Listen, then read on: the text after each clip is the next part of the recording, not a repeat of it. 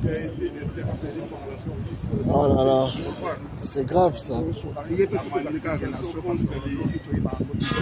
faut qu'on garde la relation. Il est invité par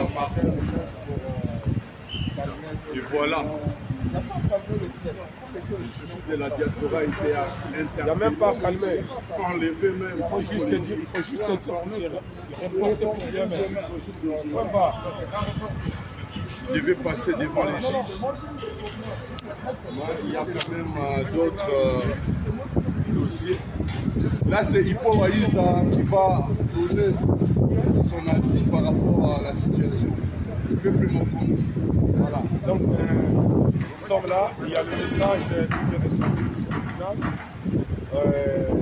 C'est-à-dire l'avocat est là. Désolé, ce n'était pas prévu aujourd'hui. Ça, c'est le message que j'ai reçu auprès de maître Michel Tamba. Il y a une erreur d'information. Et l'avocat qui est là, qui vient de sortir du tribunal, il est là, vous le voyez. Il confirme que ce n'était pas prévu aujourd'hui. Donc, il y a une erreur d'information. Notre ami a passé une information. Il avait reçu une information erronée. Et là, on vient de recevoir, on va d'avoir une confirmation, la vraie information que c'était prévu demain. C'est-à-dire demain, vendredi, le 21, ici au tribunal de Clichy. Donc, ce n'était pas prévu aujourd'hui. On s'est déplacé, il y a des gens, il y a du monde qui vient de gauche à droite. Il y a des gens qui m'appellent qui viennent de gauche à droite. Donc, je vous signale déjà, ne venez pas aujourd'hui.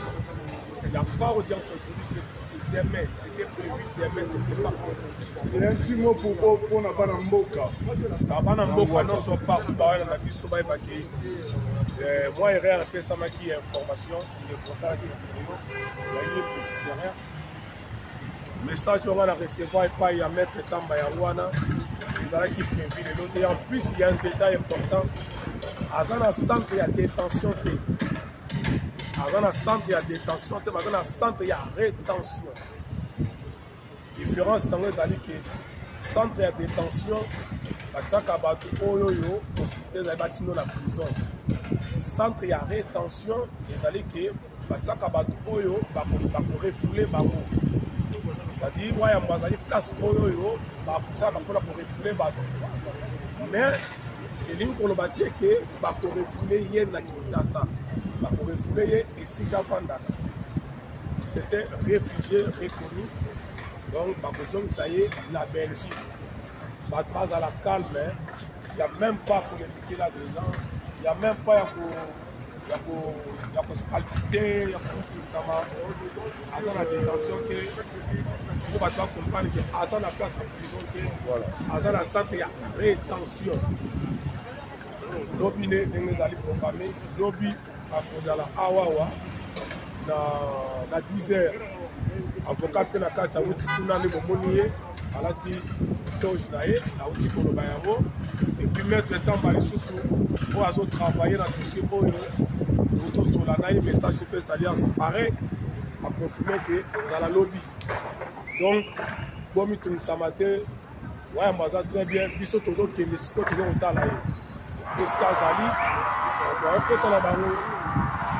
on doit comprendre que les prisons que dans la calme, contrairement dans ma camo Bima qui ont qui s'abattent dans la calme.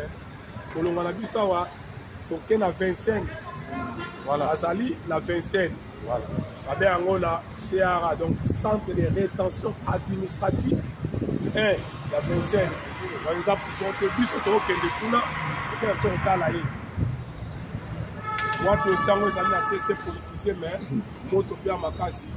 Lobby va tout on a 10 heures. Ils sont tout pour soutenir les chouchous de la diaspora.